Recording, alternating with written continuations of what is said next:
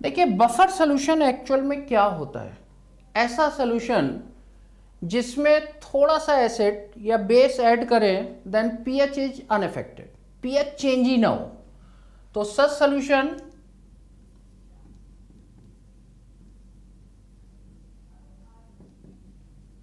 which resist the change in pH after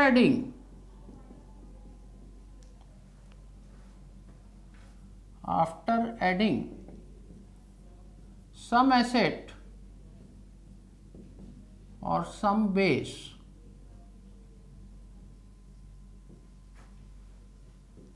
is known as buffer solution.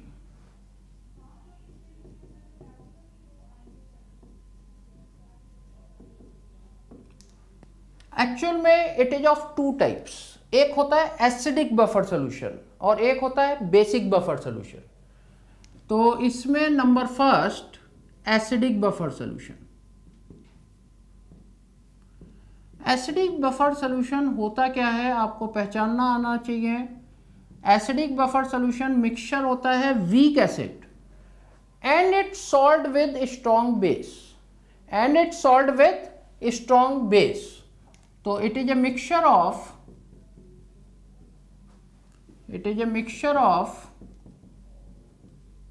Week acid and उसी का salt होना चाहिए and it salt with strong base। For example मैंने ले लिया acetic acid, you know that it is a weak acid, ये एक weak acid है, इसका स्ट्रॉन्ग बेस के साथ सॉल्ट बनाया, NaOH के साथ सॉल्ट बनाया, तो इट इज CH3CONA। तो ये मिक्सचर जो होगा it is A buffer solution.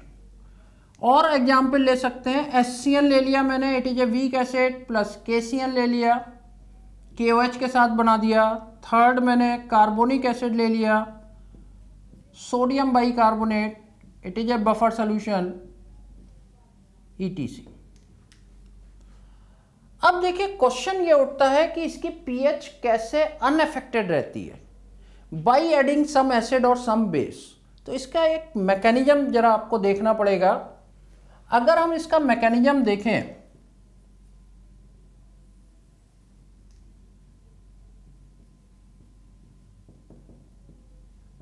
Weak acid आपको पता है it is feebly ionised, acetic acid dissociate होकर क्या देगा, acetate ion plus H plus ion.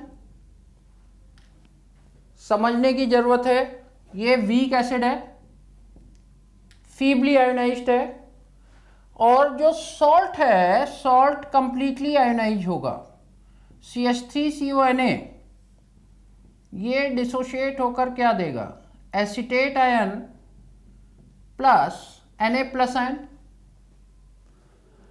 एक आपको इफेक्ट पता होगा कॉमन आयन इफेक्ट, और एसीटेट आयन यहां पर कौन से आयन है, कॉमन आयन है, और कॉमन आयन होने से ionization of weak acid and weak base is suppressed, ये तो पता है। कॉमन आयन इफेक्ट से ionization of weak acid and weak base is suppressed.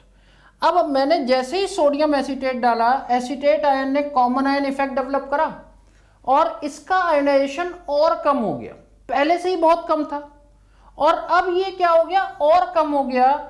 यानी हम ये मान के चलेंगे it is almost unionised in the solution, almost unionised in the solution, यानी ये रिएक्शन तो लिखी हुई है लेकिन एक्चुअल में ये प्रोड्यूस नहीं हो पा रहे।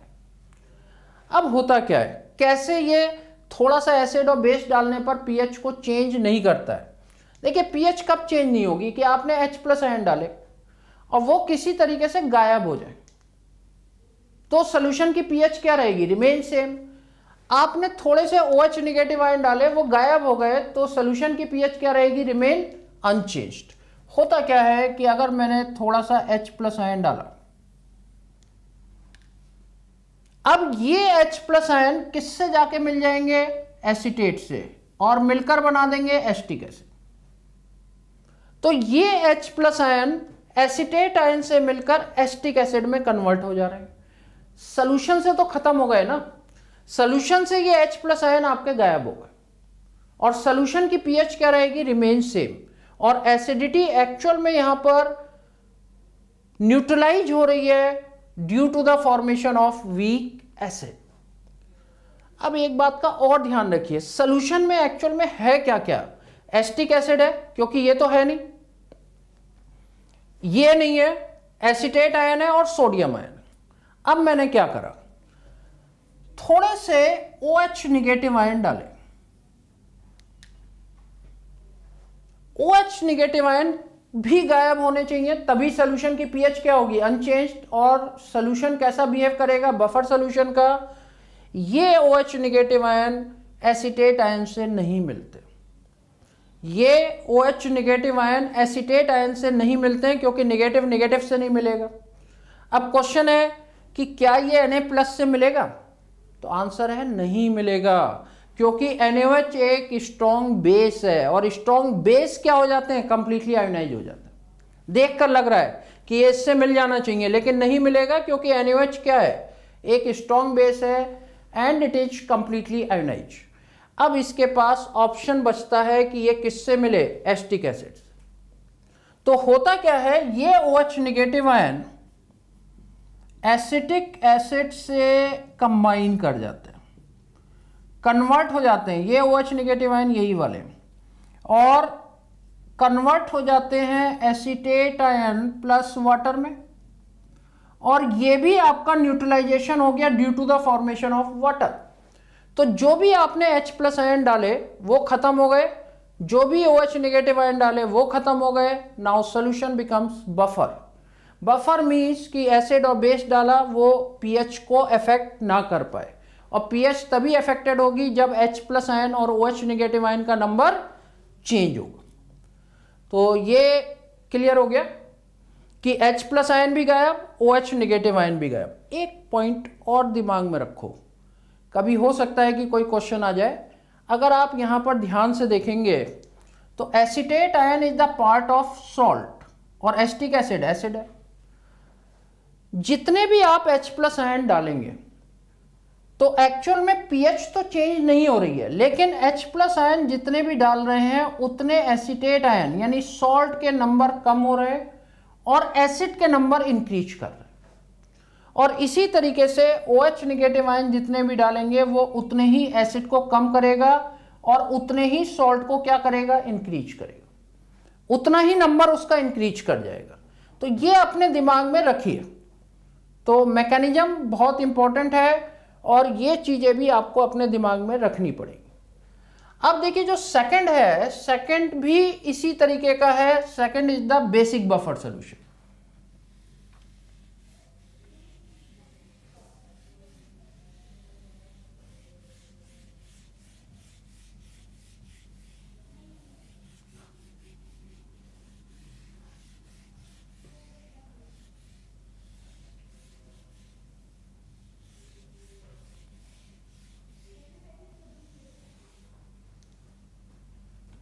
Second is the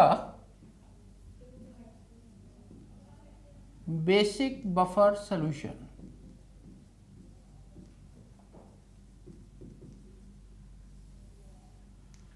देखिए बेसिक बफर सॉल्यूशन क्या होता है? It is a mixture of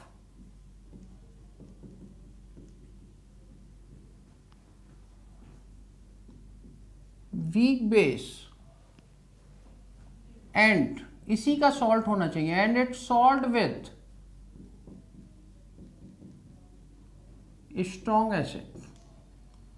for example देखिए वीक बेस आपको पता है NH4OH और इसी का स्ट्रॉन्ग एसिड के साथ सॉल्ट NH4Cl बना दिया, HCl से कंबाइन कर दिया। सेकेंड AlOH का whole thrice is a weak base plus AlCl3 is the salt with strong acid, CuOH का whole twice plus CuSO4 etcetera. अब इसकी भी अगर हम मैकेनिज्म देखें तो mechanism of basic buffer solution बिल्कुल एसिडिक की तरीके से ही है।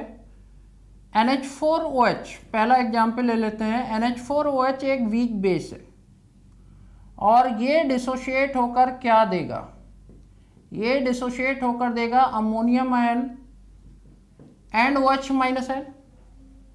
It is a weak base and it is feebly ionised. NH4Cl है, NH4Cl डिसोशिएट होकर क्या देगा, NH4 plus plus Cl minus, ये कंप्लीट डिसोशिएट हो रहा है। And in presence of common ion NH4OH का आयोनाइजेशन क्या हो जाता है, सप्रेस हो जाता है। अब देखिए होगा क्या, अगर मैंने मान लो थोड़ा सा बेस डाल दिया, मान लो मैंने थोड़ा सा बेस डाल दिया, तो ये बेस किससे रिएक्ट करता है, NH4 प्लस से मिलकर NH4OH बना देगा and pH of the solution remain same, कोई इफेक्ट नहीं आएगा।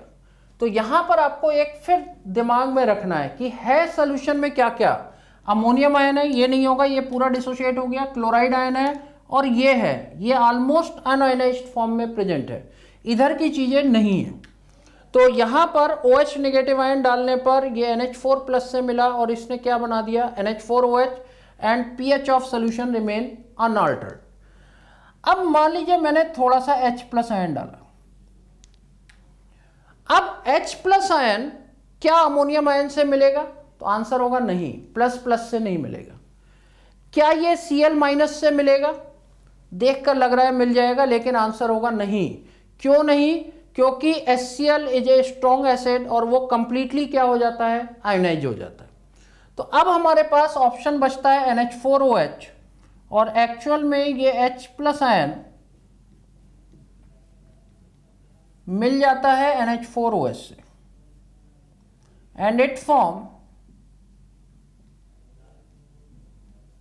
NH4 plus plus water, NH4 plus plus water, और सोल्यूशन की pH यहां भी अनचेंज्ड है and acidity is neutralized due to the formation of water, due to the formation of water. तो यहां पर एल्कलिनिटी न्यूट्रलाइज हुई due to the formation of weak base and acidity neutralize हुई due to the formation of water. फिर आपको एक चीज ध्यान रखनी है, ध्यान क्या रखना है कि जैसे ही मैंने बेस डाला तो ये सॉल्ट का पार्ट है और ये बेस का पार्ट है, जैसे ही मैंने OH नेगेटिव आयन डाला तो वो उतने ही सॉल्ट के आयन कम हो जाएंगे और उतने ही बेस के आयन, बेस के नंबर इंक्रीज कर जाएंगे। और अगर मैंने थोड़ा सा एसिड डाला तो जितना भी H प्लस आयन डाल रहे हैं उतना बेस के नंबर कम हो जाएंगे और सॉल्ट के नंबर इंक्रीज हो जाएंगे। तो this is the mechanism of acidic and basic buffer solution, most important था। अब क्वेश्चन ये उठता है कि अगर कोई बफर सॉल्यूशन आ जाए तो उसकी pH को हम कैसे कैलकुलेट कर पाएंगे, pH हम कैसे निकालेंगे। तो pH को कैलकुलेट करने के लिए कुछ फॉर्मूले हैं, हेंडरसन्स इक्वेशन इसको बोलते हैं, उन फॉर्मूलों का यूज करके हम pH को कैलकुलेट कर सकते हैं।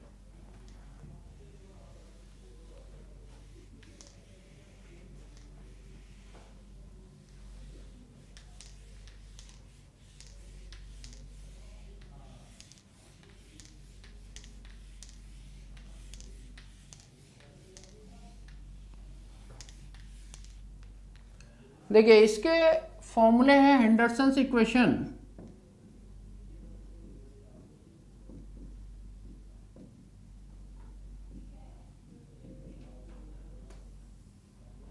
For acidic buffer solution,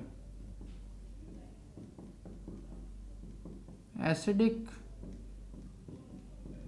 buffer solution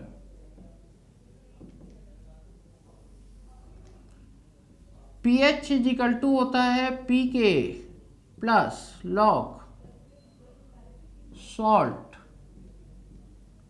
upon acid, large bracket means active mass. pKa को आप रख सकते हैं minus log K and K is the ionization constant for acid, ionization constant for acid, या हम इस फॉर्मूले को लिख सकते हैं H प्लस आयन, ये शॉर्ट में K into acid upon salt, acid upon salt. तो ये आपका H प्लस आयन आ जाता है। अब आप देखिए ये तो हो गया एसिडिक बफर सोल्यूशन। अगर बेसिक बफर सोल्यूशन की बात करें, for basic buffer solution,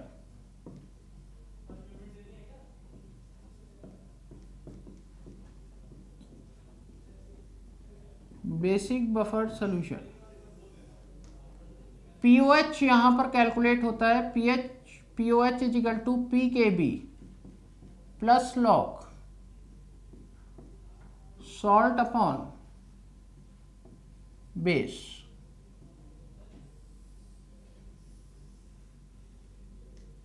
pKb होता है minus log Kb, Kb is the ionization constant for base.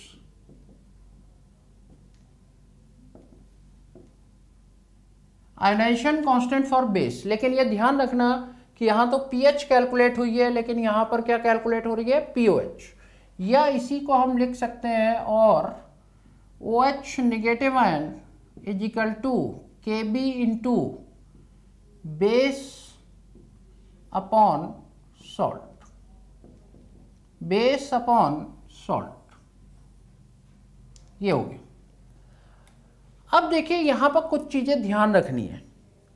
एक तो ये ध्यान रखना है कभी कभी K की वैल्यू गिवन है, KB गिवन ही नहीं है, तो आप ये फॉर्मूला भी यूज कर सकते हैं। K into KB is equal to 10 की power minus 14, K into KB is equal to 10 की पावर माइनस 14। दूसरी बात ध्यान रखनी है, इस सॉल्ट एसिड या सॉल्ट और बेस की जगह पे क्या रखेंगे, एक्टिव मास कैसे कैलकुलेट होगा। तो ध्यान रखिए ये रेशो है एक्चुअल में, और केवल बफर सॉल्यूशन के फॉर्मूले में आप in place of concentration millimoles का यूज कर सकते हैं। What are the millimoles? Millimoles होते हैं molarity into volume in ml, तो मिलीमोल्स का यूज कर सकते हैं, आपको कोई कन्वर्ट करने की जरूरत नहीं है। अदरवाइज क्या होता है, फॉर एग्जाम्पल मान लो मैंने कहा 200 ml 1 ml एसिटिक एसिड है, और इसको मैंने मिक्स कर दिया 400 ml, अभी क्वेश्चन भी कराऊंगा तो समझ में आएगा, 2m सोडियम एसीटेट। अब क्या होता है, कायदा क्या कहता है, ये 1m तब है जब तक इसका वॉल्यूम कितना है 200 ml, और एक्चुअल में ये दोनों जब प्लस करे तो इसका वॉल्यूम कितना हो गया 600 ml, तो ये 1m नहीं रह पाएगा, और आपको फॉर्मूला यूज करना पड़ेगा m1v1 is equal to m2v2, और फिर आप 1 into 200 is equal to m2 into 600, और मोलरिटी निकालेंगे 600 ml, वो आपको यहां पर पुट करनी पड़ेगी एसिड की जगह पर। इन द सेम वे ये 2m है, तो ये कितने के लिए है, ये तब तक है जब तक इसका वॉल्यूम 400 ml है। अगर ये चेंज होगा तो ये मोलरिटी क्या हो जाएगी, चेंज हो जाएगी, और यहां पर भी आपके लिए वॉल्यूम कितना हो गया 600 ml। यहां फिर से फॉर्मूला यूज करोगे m1v1 is equal to m2v2, और ये आ जाएगा 2 into 400 is equal to m2 into 600। Buffer solution के केस में आप देखेंगे कि जो टोटल वॉल्यूम होता है वो कैंसिल हो जाता है, टोटल वॉल्यूम कैंसिल हो जाता है, क्योंकि दोनों के लिए टोटल वॉल्यूम क्या है, सेम है, और बचता क्या है, केवल ये मिलीमोल्स बच जाते हैं। इसीलिए मैं आपको बता रहा हूं कि आपको कुछ नहीं करना है, कोई टोटल आपको कैलकुलेट करने की जरूरत नहीं है टोटल वॉल्यूम में, सीधे किसका यूज करेंगे, मिलीमोल्स का यूज करेंगे। मिलीमोल्स होते हैं molarity into volume in ml। तो अब आप देखिए एक पॉइंट ये नोट कर लेते हैं, बहुत इंपॉर्टेंट पॉइंट है, क्वेश्चन करने में बहुत हेल्प करेगा। In the formula of buffer solution,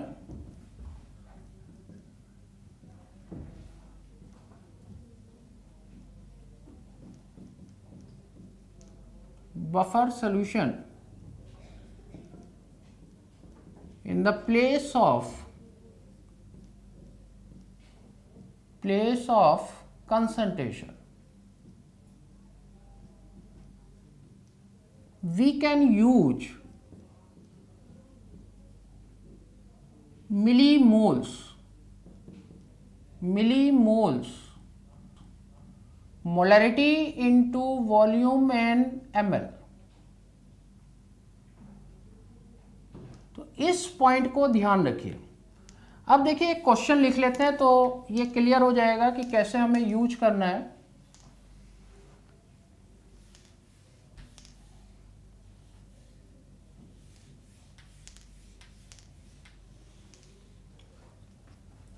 एक क्वेश्चन लिखते हैं, 200 ml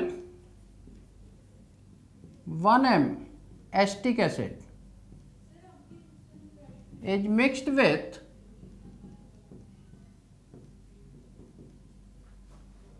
400 ml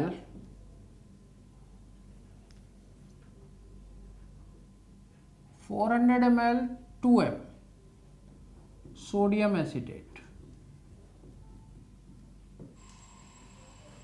Calculate the pH of the mixture।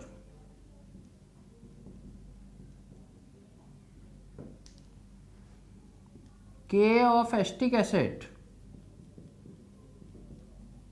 Given होगा 1.8 इंटू 10⁻⁵ और जनरली लॉग की वैल्यूज भी गिवन होंगी, उसमें आपको परेशान नहीं होना है।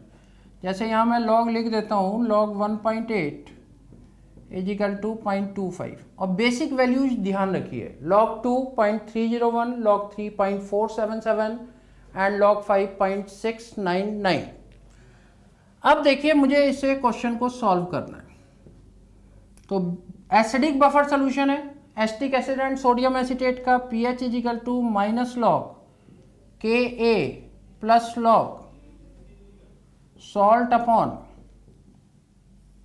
एसिड,